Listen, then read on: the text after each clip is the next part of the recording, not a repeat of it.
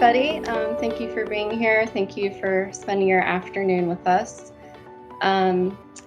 Like Lisa said, I am in music education, and you may be wondering, who am I to really speak on this topic, as I'm not an expert. So I do want to start with my disclaimer.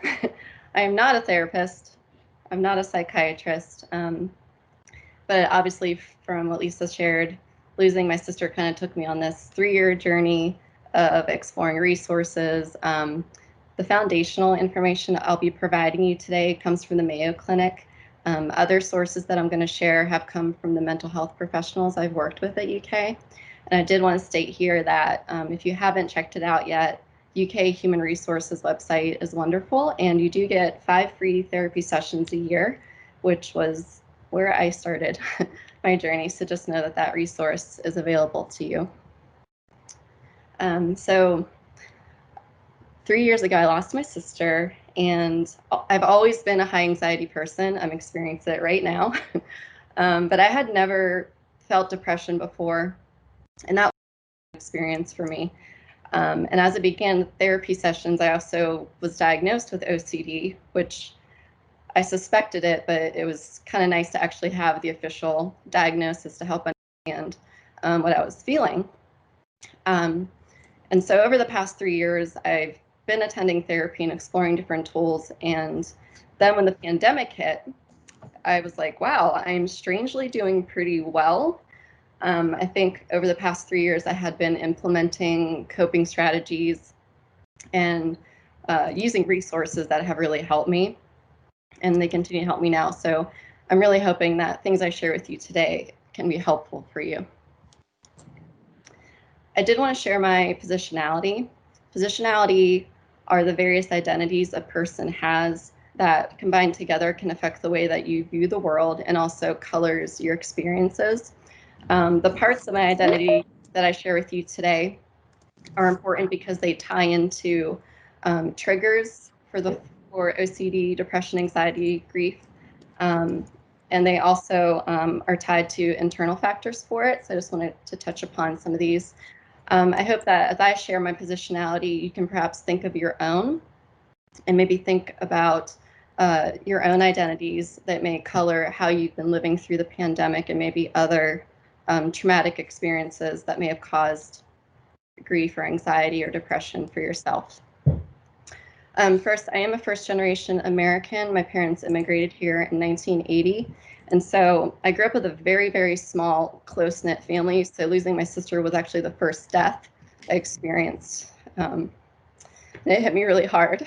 I am an atheist, and I talk about that there. I'm sorry. I promise myself I wouldn't tear up during this. And I only bring up religion because I didn't have that to turn to. It's not a part of my belief system. I think for other people, it can be quite helpful when you're dealing with trauma and grief. The fourth bullet point, I do recognize that I've lived with a lot of privilege in my life. I am still pretty young, always been able-bodied. I'm cisgender, heterosexual, so most of my life I have not faced much adversity. So at this point, losing Andrew was quite a blow. I am employed full-time with health benefits, and I bring that up because a lot of people don't have access to good health care, and I think that's definitely an advantage most of us have here at the university to be able to seek the care that is needed. I'm naturally high anxiety. It kind of runs in my family, and that ties into triggering other kinds of disorders like depression. I bring up personality because that's also tied into how much anxiety or depression a person can feel. I was pretty introverted as a child and have learned to extrovert myself more as a teacher. I am single with no children, and I live alone, so that was a part of my experience dealing with her death. I was by myself in the house a lot and too much time to think, which always wasn't great. And the last 3 bullet points I bring up because these are things that really helped. Work really kept me going, gave me a sense of purpose, and running and yoga and my cat and my cat's trying to come on screen now. I'm trying to stop him. Were a few things that really helped me in coping. So for this session, there are 4 objectives. First, I will share some foundational information on grief, anxiety, OCD, and depression. We will take the time together to actually go through a few activities. These activities helped me. I hope they can help you. And perhaps processing grief, soothing anxiety, calming the nervous system down, stopping or reducing OCD tendencies, and perhaps aiding in emerging from depressive episodes. The third objective is I would love to hear from you. I am not someone who likes to talk for the entire time. I know we don't have breakout sessions for this, and it maybe feel less safe to share in front of such a large group, but I would love to hear from you if you'd be willing to share any experiences or coping mechanisms maybe you found useful for you. At least that'll help me with that. You can put it into the chat box or even raise your hand and speak if you're comfortable doing that.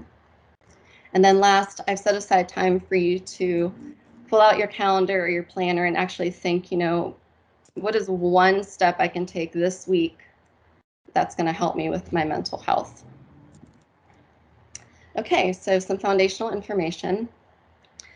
Grief is defined as deep sorrow, and it's normally tied to someone's death, but I think throughout this whole pandemic, we've all been experiencing lots of different kinds of grief. We've lost experiences, special events that should have happened, like graduations and family gatherings. So I think the pandemic has opened lots of different ways that we've been grieving.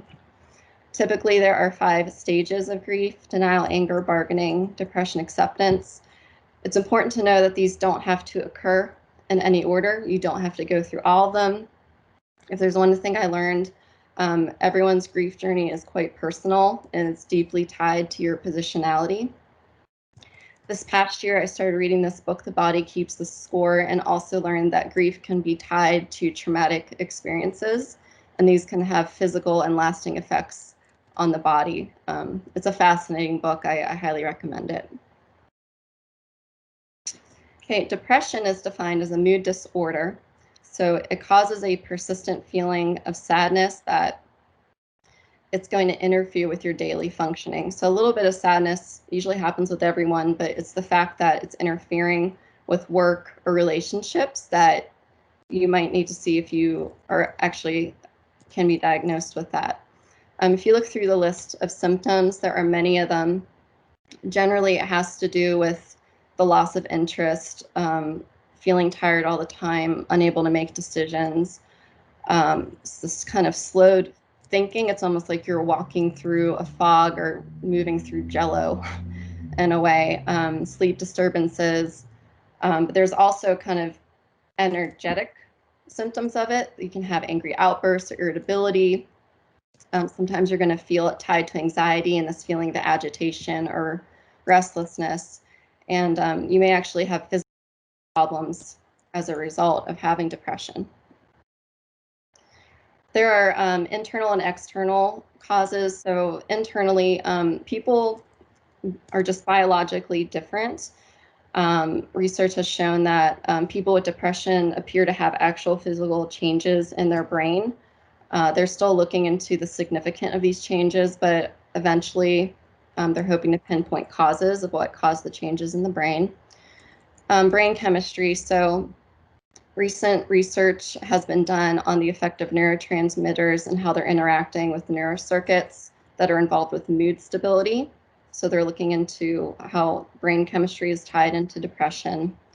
Of course, changes in the body. I think the most commonly heard of depression is postpartum depression. When you're pregnant or after pregnancy, changes in hormone levels can cause depression. And then there's inherited traits. So you may have a family history of depression, and so that may be the reason why you have it. There are also external factors that can trigger or increase your risk of depression. So going through a traumatic event. For me, that was 100%. I had never experienced depression before. Anxiety, yes. And losing Andrea absolutely triggered depression for me.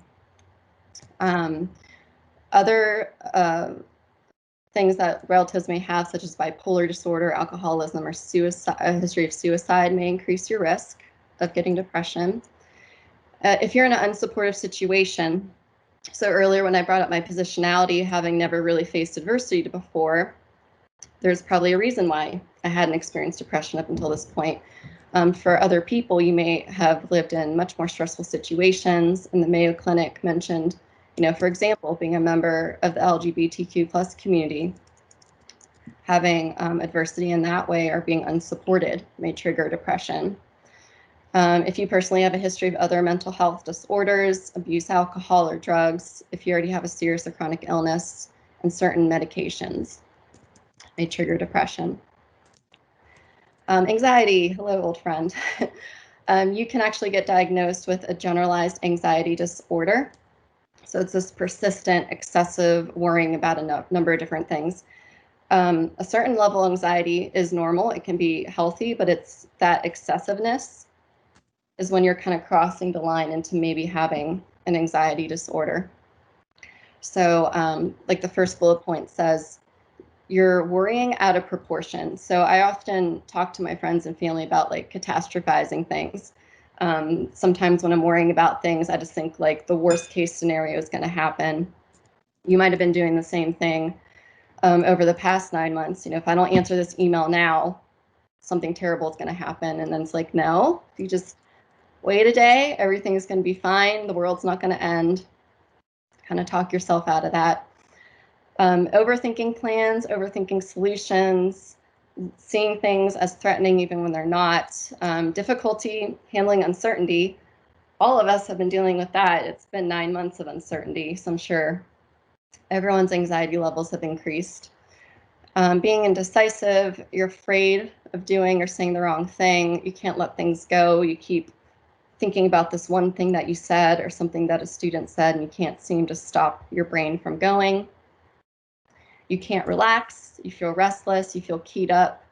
And then on the other side, maybe feeling like your mind's going blank and you just can't concentrate. So there's some similarities to depression, but overall anxiety is a bit more of the brain is just going. There are also internal causes for anxiety. So again, people have differences in their brain chemistry. Genetics, again, it can be inherited. Some people just view threats in different ways based on their positionality, based on experiences that they've had. Someone's own personal development and personality. And then externally, factors that can trigger or increase the risk. So women are diagnosed more often than men. I don't think anyone would be surprised by this. A lot of my female friends talk about anxiety a lot. Temperaments, this is why I brought up personality before and my positionality. People who are naturally timid or negative tend to have an increased risk of anxiety. Genetics, again, for me, my mother and sister, I have another sister, both are high anxiety as well. So I got that from them, from my mom. Again, any kind of significant life change, something traumatic or negative, can result in a spike in anxiety. And then again, if you have a chronic medical illness or another mental health disorder. Okay, and OCD. I learned a lot about this in the past year because most of my perceptions of it came from movies, which we know isn't very accurate, or it shows a very one-sided view of things. So OCD, it's a pattern of unwanted thoughts that you label as the obsessions that lead you to repetitive behaviors. So these can be physical repeated behaviors, which I think we see in the movies, or it can be mental repeated behaviors, which is what was happening to me. So you see a list of obsessions. They can be thematic. As you look through it, you may identify with some of these and may not necessarily be OCD. I think there's just different levels of it. I'm minor OCD, so I experience this a little bit.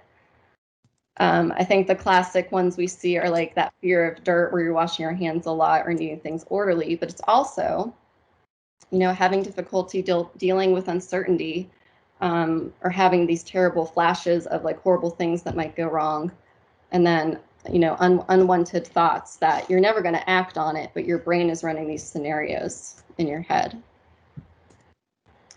So again, just like anxiety and depression, biology and genetics can influence whether you have OCD or not. Learning can also be a reason for OCD. So people can learn obsessive fears and behaviors from watching family members, and it can be learned gradually over time. I found that really interesting. And then other factors that can trigger it or increase your risk. Again, family history or a stressful life event. And then again, other mental health disorders. Okay, so I picked this photo because it just made me think of how many overlaps there are between anxiety and OCD in particular, but also a little bit with depression. And then the tie between all three of them and grief, I think, are these tie into traumatic events. And we've all had a shared traumatic event, COVID-19, and how it's completely changed everything in our lives. So I hope this foundational information gives you a better understanding of all these. You might be experiencing only one or maybe all four, like I have. Yay. So let's move on now to, okay, I've got these things. What are some things I can do about it to help myself out? The first thing I found that has helped, and particularly with the anxiety and the OCD, because it's that kind of overstimulation, is calming the nervous system through breathing. So we're going to do this together. My favorite person on the internet is Yoga with Adriene, and she also does breathing exercises. This is going to take us about 10 minutes. So if you can take a moment and get comfortable and follow Adriene's cues. Hey everyone, welcome to Yoga with Adriene. I am Adriene, and today we're going to learn a pranayama practice or a breath technique called alternate nostril breathing or nadi shodhana. It's one of my favorite tools. I feel like almost everyone can benefit from this little practice. It's a very simple breath technique with an abundance of benefits. Everything from kind of being a nice tool to cure headaches, anxiety.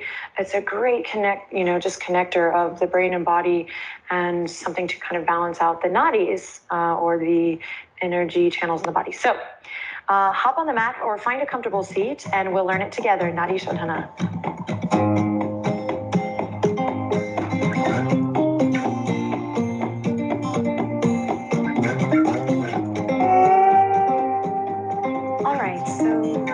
We're going to come into a comfortable seat. So you might come into Sukhasana here, like a nice cross-legged position. I'm using a block under my butt today. You can also fold a blanket or use a pillow. If that's not comfortable for you and you want to try this, you can do this in a chair. Just make sure that you're in a nice supported position so that your back can be nice and tall, and we can sit up with the head over the heart over the pelvis. Just a suggestion. Okay. So I'm going to come into my nice, comfortable seat here, cross-legged position. Again, I've lifted the hips just to give myself a little bit of space for the thighs and the knees, legs to drop down. Take a second to roll up through the spine. Maybe loop the shoulders forward, up and back. And then just take a couple of seconds here to just notice your breath as we inhale in through the nose and out through the nose. Inhaling in through both nostrils and exhale out. One more. And exhale, we arrive. Just kind of checking in with the body and opening the mind to learn something new. Take your right hand in front of you. If you're left-handed, you can do this with the left hand, and on the blog, I'll talk about how to adjust for the left hand. But for now, we're going to use the right hand. I'm going to take my index finger and my middle finger, heyo, and drop it down towards my palm. So for some, this might be kind of like already a little yoga for the brain. So just give it a try. You can even take your other hand and bring the fingers down, just kind of guiding it there. And in time, this will become easier with practice, right? It's all about practice. If you're finding that this is just too distracting and just you're like not able to do this in the hand today, then it's okay to go hang loose. bring all 3 middle fingers down and just use the thumb and pinky. This is a nice little beginner's tip. But like I said, with practice, this will become easier. So the index finger and the middle finger are coming down. And for this practice, pranayama practice, I'm going to use my thumb and my ring finger. And the pinky is just kind of like there for style mudra points. So I'm going to sit up nice and tall. I'm going to take my right thumb to my right nostril, kind of sealing the deal here. Sealing it up. Sealing it up. Okay. And I'm going to inhale in through the left nostril. Inhaling in through the left nostril. Here we go. After the inhale, I pause and I take my ring finger and seal the left nostril. Exhaling out through the right. Inhaling in through the right. I seal the right nostril with my thumb and exhale through the left. Inhale through the left. Sealing with left nostril, with left finger, sorry. And exhaling through right nostril. Inhale in through right nostril. Pause, sealing with the thumb. And exhale through left nostril.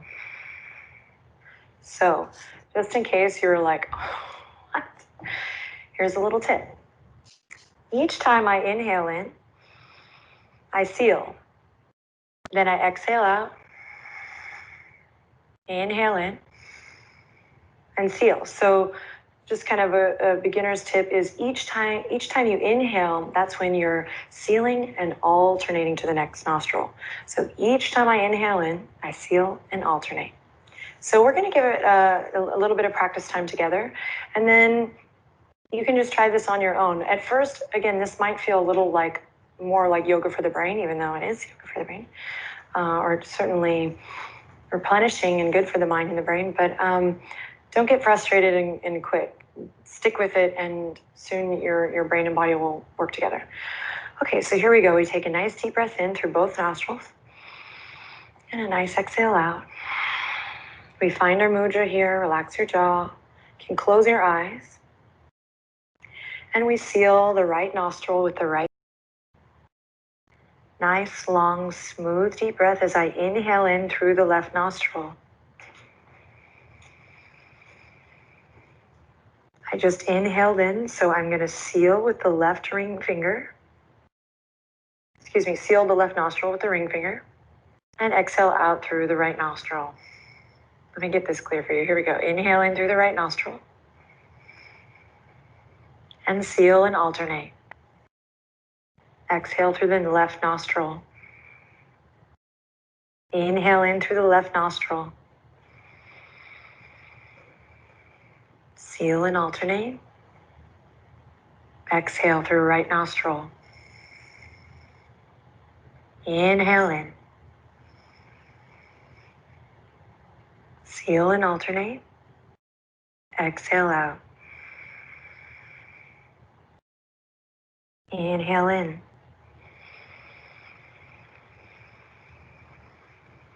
Seal and alternate. Exhale out. Inhale in. Seal and switch. And exhale out. Inhale in. Seal and switch. Exhale out. Keep it going. Inhale in. Switch. Exhale out. Inhale in.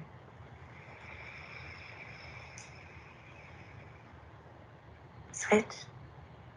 Exhale out.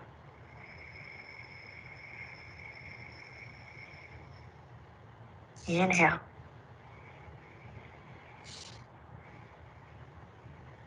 Switch. Exhale out. Let's do one more round together. Deep breath in.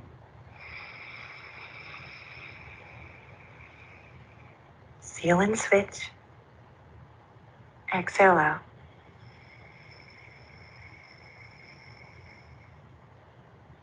Inhale.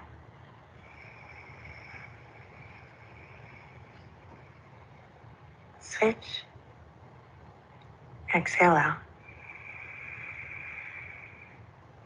Release the mudra, palms to the tops of the thighs.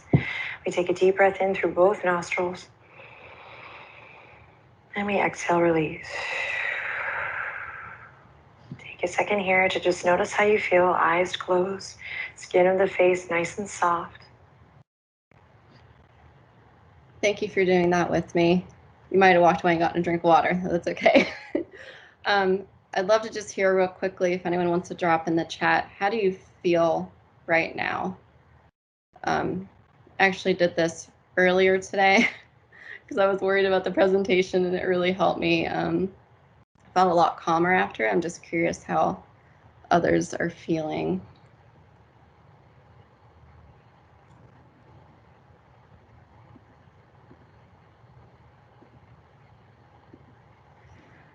I was gonna say, I feel relaxed, but I also realized I'm stuffed up on one side too, because it was harder to breathe in and out through one side of my nose than the other. So that could be a clue for some people too, if they need to take care of themselves, their physical health too.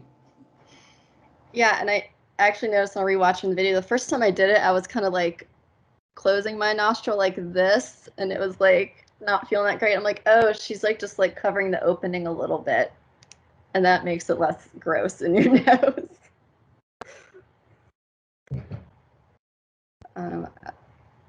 I can't see. I don't think I can see the chat. Pretty much everyone is agreeing relaxing. Didn't realize that they had the tension, some of the sinus issues, seasonal sinus issues today too. So, but it is definitely good relaxing practice. Oh, good. I see that. Good. I see 100% calmer. Yeah, and this, she has a lot of videos. I know she's not everyone's cup of tea. I had a friend do a yoga session with me with her, and she's like, oh, she just goes too slow. I really appreciate how slow she goes, because like sometimes I'll do stuff in the morning just to get going, and she's so encouraging and positive. And I really like the breathing videos. There's short meditation ones. Surprise, surprise, I have trouble sitting still. But somehow with her, she kind of talks through it a little bit, so it's a little easier for me to do the meditation with her. But you know, this took us less than 10 minutes. And even this past year, I've been doing this more just like in between Zoom sessions, and it, boy, does it calm my brain down, and really helps me kind of focus in a little bit more. So if you haven't yet, I highly recommend her. Check her out on YouTube. Okay, so breathing, one self-care. Another idea, which I'm sure a lot of you were doing, is moving. I am a runner, but during the pandemic, I noticed an increased energy sap. I did not have the energy to run. I didn't want to run, but walking seemed pretty attainable, and I would just try to like get up and walk around my neighborhood with a cup of coffee. And I downloaded Strava. My boyfriend lives in another state, and we've been using this to connect with each other on keeping moving and sharing just our walks with each other, and trying to encourage and be kind of cheerleaders for each other to keep moving every day, even if it's short. So, you know, last Saturday I walked down to Maxwell Street to do some small business shopping. And it was a shopping trip, yes, but I did walk 1.14 miles there and then on the way back. So I got 2 miles of walking in, felt a whole lot better in the day. You know, initially when I lost Andrea, running and yoga were the only two things keeping me sane, because they were boosting my dopamine levels. You know, when you exercise, you naturally get those chemicals in your brain that just make you feel better and feel happier. So I know the Move Well program here at UK is really great about encouraging us to get steps and Fitbits. So I'm sure all of you have done this to some extent, but you know, you don't need to set the goal so high. If you just walk 10 minutes, take a break in the middle of your day, I found that even to be helpful for kind of boosting my mood and making me feel a little better, especially like when I'd start to feel like a depressive episode was coming on. Reading was super helpful for me. You can see the first book I had listed there. Finding someone else's story that's close to your own was really helpful. It took me a while to find one specifically about the death of an adult sibling. And once I found it, this book, I just felt like I had someone to commiserate with on like what was happening to me. And I don't know if there's per se like a book on like dealing with the pandemic, but I think lots of people are posting blogs, and there's that pandemic pedagogy site on Facebook to kind of commiserate with other professors and other people dealing with this. So I think having connections with other people with the same experience and reading about it and talking about it's really helpful. Also, you know, if you do have depression or OCD or anxiety, I think reading books about it helps. So this second one was recommended to me by my therapist, and oh my goodness, it was so helpful to just like understand how to talk myself out of it. Like when I feel an OCD spiral coming on, things that you can say to yourself and to get out of it and help you live your life. And then this third book, it's fascinating, and it goes through all different kinds of trauma. It actually opens up with people with PTSD and all the research on what actually physically changes in the brain. And this has been helping me understand my students a lot better.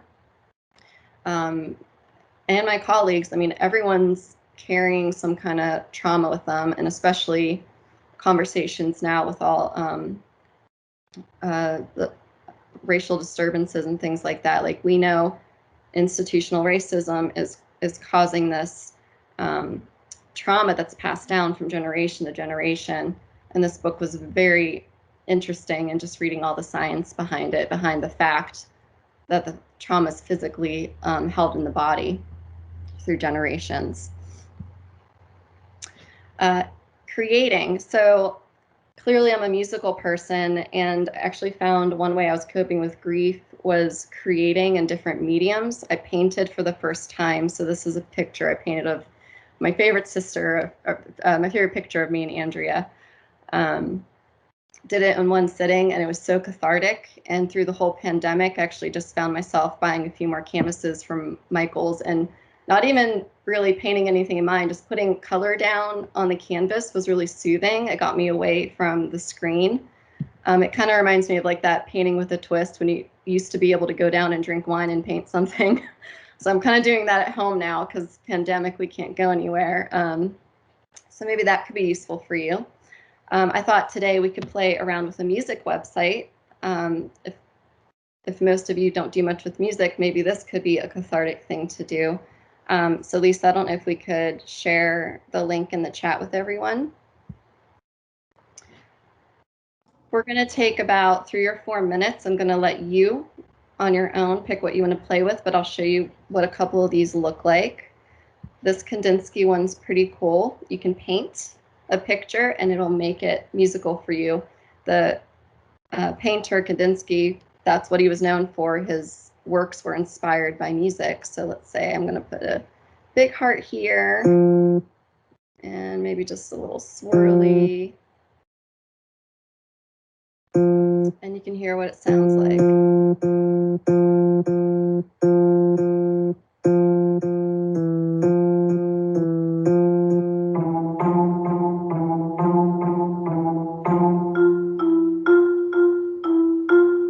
And this button gives you different timbres, like a string sound or a marimba sound. This one's kind of soothing just to look at, spectrogram. So you can click on different instruments, and it takes the sound waves and colors them.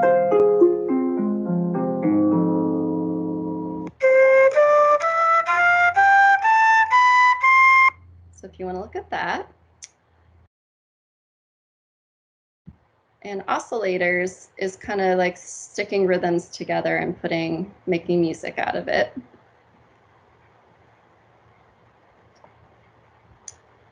If it wants to load today. It doesn't want to load today. Let me try one more time.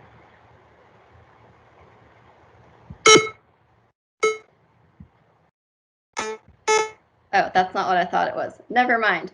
So I'm going to give you 2 to 3 minutes and go ahead and click on the link. A lot of this, you'll figure it out just by clicking through it. But go ahead and make some music today. I look forward to seeing what you think after a couple minutes. Someone's dogs are saying, "What is this?" That's so funny. Anyway, bookmark that. So maybe if you want to try a new creative outlet, maybe I see Olivia, yeah, you use it with your kids. That's great. A lot of music teachers are using this for NTI days, but I think it's fun for adults too, so why not? And then last, again, I just wanted to share that I think talking helps. It doesn't help for everyone. My mom still hasn't gone to a therapist. She doesn't want to. That doesn't help her, and I understand that. For me, I need to talk to process, and was so grateful. I could never afford therapy before getting the job here, and knowing that 5 free sessions, and even beyond that, when I needed more sessions after losing Andrea, it was like $30 a session after that. Unbelievably affordable. So Lisa, this is also clickable. We can drop it in the chat if anybody hasn't taken advantage of it. I encourage you to, if talking helps you. I found that it helped for me. Okay, so now we're on to objective 3, your experiences. I would love for anybody who's comfortable to raise your hand and unmute and share some of your experiences and maybe things you've done to cope. Or if you're not comfortable, I'd love to see your thoughts in the chat. That's wonderful. I might share a little thought. I've seen threads occasionally, the best thing my therapist ever told me, and I think that maybe this might be helpful for somebody else. I had not recognized things that happened in my life as traumatic, largely because I lived a fairly privileged life in a lot of ways. But one thing that my therapist told me is that trauma is highly individualized. It is all in how you internalize it, how you feel it, that makes something trauma. It's not a set of events or a circumstance that is universal for all. So, you know, if something makes you feel grief or shame or, you know, anything like that, you have to look at it and treat it with the same merit as something that we widely recognize as trauma too. Absolutely. Thank you so much for sharing that. It is highly individualized. Absolutely. I'll also share, I know you mentioned a lot about yoga. There's a program, like I said, I'm a yoga instructor, and I did the program to become certified, but I've never done it just because I'm afraid, like I've dealt with a lot of trauma myself, so it may be hard to teach this, but it's called Y12SR. And it's a yoga program that actually incorporates trauma with stress into like yoga poses and yoga moves, and it's a very specific sequence. It might be worth checking out. It's Y12SR. And she talks a lot about in there of like how the body does react. And there's a really cool video of like this polar bear, and you can see like afterwards, like he's tranquilized, and afterwards he gets up and kind of shakes it off.